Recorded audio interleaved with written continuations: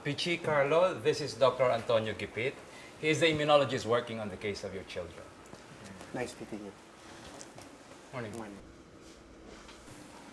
Ipinatawag namin kayo kasi na-discover na namin ang sakit ng mga anak ninyo. Talaga, Doc? Ano pong sakit ng mga anak namin? Well, actually, we both agree, Doc, that it's a gamma globulinemia or immunoglobulin deficiency. 1 in a million lang ang nagkakaroon nito. Napag-alaman namin sa family history mo, Pichi, na may dalaw kang kuyang namatay. 8 years old pa lang sila. Ganon din ang sakit ng mga anak ninyo. It's hereditary. Mga lalaki lamang ang tinatamaan ng sakit na to. Ang ibig niyong sabihin, Doc, 8 years lang ang pwedeng itagal ng buhay ng mga anak ko? Normally, yes, around that age. Kaya ang dalawang kapatid mo, 8 years old sila nung namatay sila. The same with Paolo. Si HG, 13 years old na. Diyos ko, si Chat-Chat, 8 years old ngayon. Dok, bakit si AG inabot ng 13 years old? It just means na hindi ganun ka-severe ang case ni Luigi.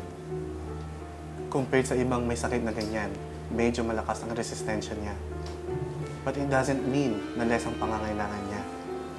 We can never be too careful. Are you saying na anytime pwedeng mawala ng mga anak ko? It's always a possibility. Teka, ang sabi ninyo galing sa pamilya ko yung sakit, hindi ba? Pero sinabi niyo rin na lalaki lang ang kinakapitan ng sakit na ito. Babae ako sa pamilya namin, bakit meron ng mga anak ko? That's my next point. Although lalaki ang tinatablan ng sakit nito, babae ang carrier nito. Kaya ito na ipapasa from generation to generation. Ang ibig niyong sabihin, ako ang nagbigay ng sakit sa mga anak ko.